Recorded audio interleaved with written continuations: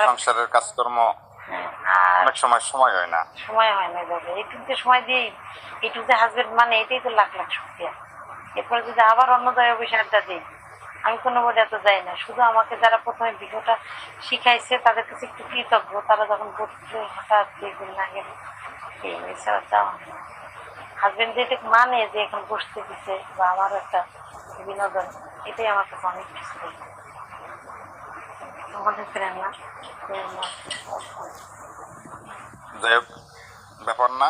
দোয়া করেন। হ্যাঁ, ওকে, আপনিও ভালো থাকেন। আপনি আমার যেহেতু দেশি, আপনার সাথে আমার সবসময় কথা হবে, ঠিক আছে?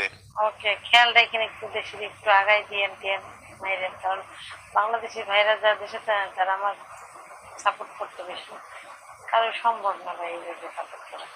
যেহেতু গেডি নাই। না, হ্যাঁ, একটা কথাই তো বলছি যে বাংলাদেশে গেডি নেই বর্তমানে, তারপরে বাংলাদেশের লকডাউন চলতেছে, অনেকের হাতে টাকা পয়সারও হ্যাঁ, এটাই সমস্যা আছে। কিন্তু এবার যে আমাদের টার্গেটটা যদি না হয় তাহলে তো আবার 30 দিন বসে থাকলাম।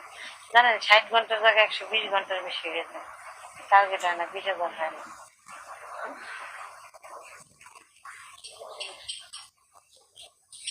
আর ঠিক আছে, দেখি, আপনিও ভালো থাকেন। আচ্ছা, ভাইয়ের তো আসসালামু ব্যক্তিগত কিছু জানা হলো না, বিয়ে শাদী করছেন? জি, বিয়ে শাদী করেছেন? আচ্ছা, বিয়ের সাথে আমার বড় ভাই করছে, আমরা আরো 2 ভাই আছি এই দেশে। তার মানে লকডাউন আসলেই করতেন না? জানুয়ারি মাসে দেশে আসবো, যদি লকডাউনের পরিস্থিতি ভালো যদি থাকে।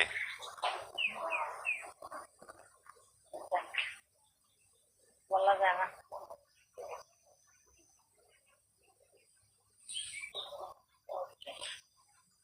ঠিক আছে, আপনিও ভালো থাকেন, সবাই ভালো থাকেন এই কামনা করি। আসসালামু আলাইকুম।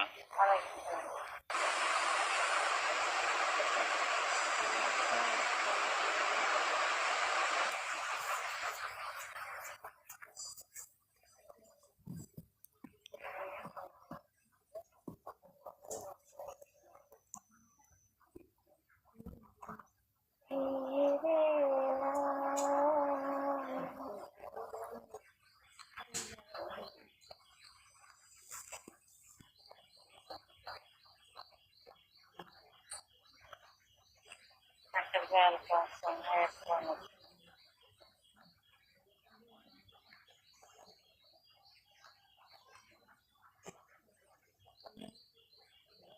ওকে, আসসালামু আলাইকুম, সবাই বলতে আপনি কলে কাঁদছিলাম, আসবেন কি?